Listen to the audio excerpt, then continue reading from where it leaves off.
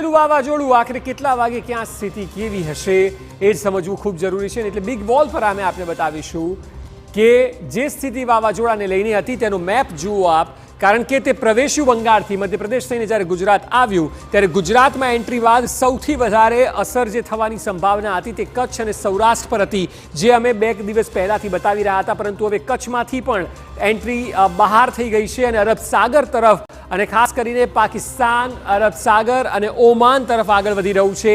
આસના વાવાઝોડું નામ આપવામાં આવ્યું છે. કચ્છમાંથી સુરક્ષિત જ્યારે વાવાઝોડું નીકળ્યું ત્યારે પ્રદેશ સુરક્ષિત થઈ ગયો, પરંતુ પાકિસ્તાન, અરબ સાગર અને ઓમાન તરફ જોખમ હતું. પરંતુ તેની ઇન્ટેન્સિટી એટલી નથી જોવા મળી રહી અને ઓછી ઇન્ટેન્સિટીને કારણે હવે દરિયામાં કોઈ એવું મોટું નુકસાન થશે નહીં. ક્યાંય એવા અણસાર દેખાઈ નથી રહ્યા. સદનસીબે ગુજરાત પરથી જે જોખમ હતું તે ટળી ગયું છે અને આ ઘાત ટળવાથી રાહતનો શ્વાસ કચ્છ અને સૌરાષ્ટ્રના લોકોએ લીધો છે. કારણ કે જો એવું માની લઈએ કે વાવાઝોડાની મોટી અસર થવાની હતી તો માત્ર ને માત્ર સૌરાષ્ટ્ર અને કચ્છ પર તેની ઘાતક અસર જોવા મળત, પરંતુ સદનસીબે આ સંકટ ટળી ગયું છે. હવે જે સ્થિતિ આપ જોઈ રહ્યા છો તે છે ધોધમાર વરસાદથી મળતી રાહતની.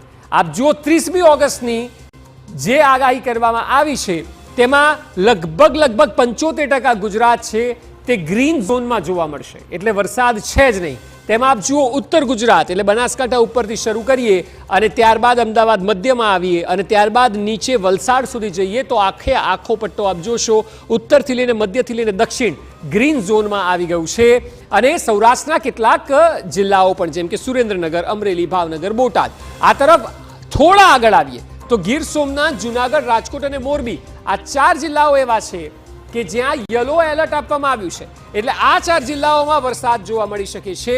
તો આ તરફ વધુ આગળ આવીએ તો પોરબંદર, દેવભૂમિ દ્વારકા, જામનગર અને કચ્છ જ્યાં ઓરેન્જ એલર્ટ આપવામાં આવ્યું છે. એટલે વરસાદ આ 8 જિલ્લાઓમાં જોવા મળશે. તે સિવાય ગ્રીન ઝોનમાં તમામ 75% ગુજરાત હોવાને કારણે ઉત્તરથી લઈને મધ્ય અને દક્ષિણ સુધી વરસાદ નહીં જોવા મળે. હવે ધોધમારથી આપને રાહત મળવાની છે 30મી ઓગસ્ટે. ગુજરાતના માથેથી હવે વાવાઝોડાની ઘાત ટળી છે, જોકે હજુ પણ ભારે વરસાદ પડી શકે છે. કચ્છ અને સૌરાષ્ટ્ર માટે હવામાન વિભાગે ઓરેન્જ એલર્ટ આપ્યું છે, જે આપણે હમણાં બિગ બોલ પર જોયું.